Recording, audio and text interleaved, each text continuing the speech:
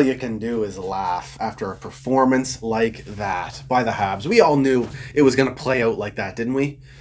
Man, what a tough one to drop too. The Montreal Canadiens lose to the Ottawa Senators 3-2. That puts the record to 7-2-2 on the season. And the Leafs win tonight. They light up the Vancouver Canucks just like we did in the last couple weeks. So tough night for the Montreal Canadiens to lose, but you got to give it to the Ottawa Senators. That's a big win for them. They're only their second win on the season after beating the Leafs early on in this one. And you know what? Go figure, the first time I'm not humble and objective in my videos, made the little character and attitude joke, trying to preview this game in my last video there. Go figure, that comes and bites me in the ass. Maybe that's something I got to learn from. I don't know. But man, that's yeah, that's rough. But you got to give it to the Ottawa Senators. Tim Stützle, the coming out party. Matt Murray, his performance in net. Despite the Habs really not playing at their best at all, this is clearly one of their worst games played this season. Even in their losses, the Montreal Canadiens have looked fantastic this season. But this one was rough. And despite that, Montreal still got a decent amount of scoring chances on, and Matt Murray was there, especially in the third period, to close it down for the Ottawa Senators. But let's get to the goals in this game, and it starts off early with Brendan Gallagher potting one, and go figure. This line hasn't been contributing the last couple games here. It's been everyone else leading the way. Go figure the game that they get up on the board, the rest of the team drops off and can't finish some plays and support them. But it is what it is. This goal starts with a good entry from Phillip Danault, who had 2 assists on the night. Love to see that because I'm getting sick of this Phillip Danault talk. Everyone's trying to ship him out of Montreal. Everyone's trying to discount him and drop him down on the depth charts. It's ridiculous. He's our second most used center. He's still one of the best defensive centers in the league. That's not going to change. He has the experience under his belt. So I love seeing him get up on the board a couple times tonight despite the losing effort. So good entry from Phillip Danault over to Thomas Tatar, who just shoots it on net. Gallagher is banging away in front of the net like he always does, and he gets it in. The Senators did a really good job keeping it close early in that first period. But then we go to the end of the first period.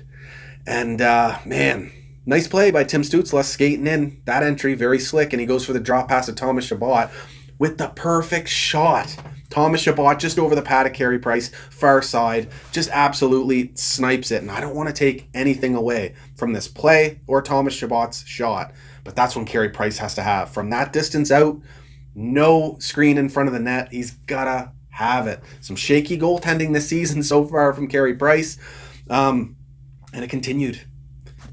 Jeff Petrie, an ill-timed penalty, and you know what? Kind of a soft call, just like the soft call at the end of the game. Don't get me started. We didn't lose this game because of the refs, so park that one and get it out of here. The Habs have to be able to respond and kill off penalties. We did not lose this game because of the refs, but it has to be called out. Those two were soft. Anyway, ill-timed penalty for Jeff Petrie. The Sens go on the power play, and they score one immediately. So 2 goals back-to-back in about 20 seconds or something like that. And it's Tim Stützle.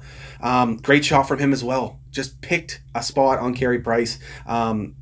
Go figure, yes, his coming out party against the Habs. But again, unfortunately, I have to say it, and I'm not one to nitpick on Carey Price. He's got to have this one, especially after allowing a softie. To allow another one just seconds after, not great. Now, don't let them start a goalie controversy here for Montreal. That's not a thing. Carey Price is our starter. That's not going to change this season. Jake Allen's stats are fantastic right now, and he looks really good in net. But maybe this was just, a little wake-up call for Carey Price here. He's got to... Focus needs to come up. Consistency needs to be a little better. He hasn't been bad this season. He's made some great saves. He's had some great games. It's just... I don't know. Something's off a little there. Maybe he should go back to that absolutely killer mask by Jabo Airbrush, because that thing was nasty. And I like the look of his new stuff. I really do. Looks slick. Looked like circa 1994 Patrick Waugh. But I don't know. That mask, I love it. Bring it back. Maybe that'll do the trick for Carey Price. Anyway, the Sens pick up another one there midway through the second, and it's just a bit of a fluke tip. Nice skill on Connor Brown, though, to get the tip, and it just kind of bounces past Carey Price. Bit of a weird play. Makes it 3-1. It's just a shame that the Habs could not bury their opportunities in the third period. The Sens gave up a bunch of power plays. Montreal goes 0 for 4 on the night. On the power play. That's just unacceptable. They had some really lazy looking power plays early in the game it was really difficult to watch. They did get some chances in the third, but were not able to finish them. So Montreal outshoots the Sens tonight by quite a bit, actually. 39 shots they had on net, if I'm not mistaken, to 23. I don't have notes, so I'm kind of going off of memory here. Mentioned the 0 for 4 on the power play. They were 2 for 3 on the penalty kill. But man, the face-off dot. Montreal goes 43%.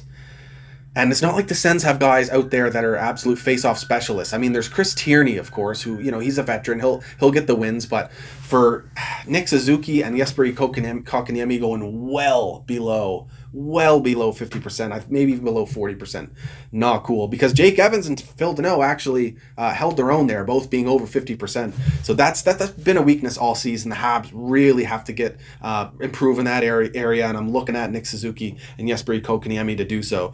Either that, or we're going to have to bring in some sort of veteran center or veteran center winger to help alleviate the pain there, because that's a lot of possession time that can be lost. And if that's going to happen against the Sens, it's going to happen against some of the other better teams in the not just the Canadian division, but in the league, if we end up getting far enough to have the opportunity to face those other teams. So got to get that under check. It was a very physical game, and I love seeing this rivalry continuing to brew here. It doesn't matter what the Habs or what the Sens look like on paper, or what the Habs are doing this season. The Sens are going to play us hard. They're a division rival normally, so yeah, I love seeing it. Brady Tkachuk is involved. We saw the fight with Corey Perry and Eric Goodbranson.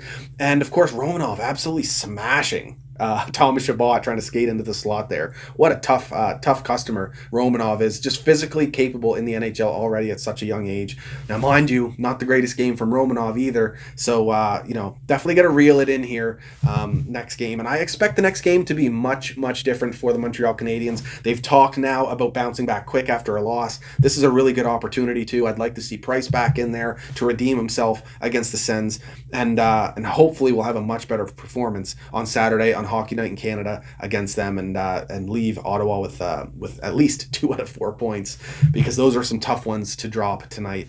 The big thing for me with this Canadian division, as much as I'm enjoying watching it play, it's really hard to get a good read on the true capability of our team, because if you look at our normal division rivals, Boston's on fire right now. Florida's on fire right now. Tampa's on fire right now. Of course, the Leafs are doing very well. We're doing very well. That would have been an absolute dogfight in the Atlantic Division if we were with our regular division rivals. It would have been brutal. And that's why I said preseason that I feel like the Habs have a better shot at getting into the playoffs in the Canadian division than they would have in the Atlantic Division. I would have expected them to maybe fight for third, if not a wild card in the Atlantic Division, just because of how stacked that division is. But so it's hard to really have measuring stick games, because we're not facing Colorado or Vegas or Washington or Pittsburgh or some of the better teams in the league. So as I think the Habs deserve the hype. I mean, what they've done so far doesn't lie, and they've done it consistently all season. But the big games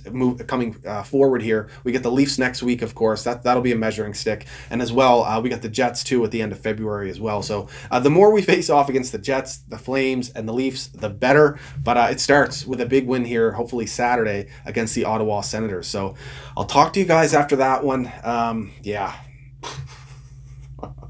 Brutal loss. Let me know what you think about it down in the comments here. And if you like these videos, hit the bell for notifications and the subscribe button to see some more. Cheers, guys. Go Habs, go.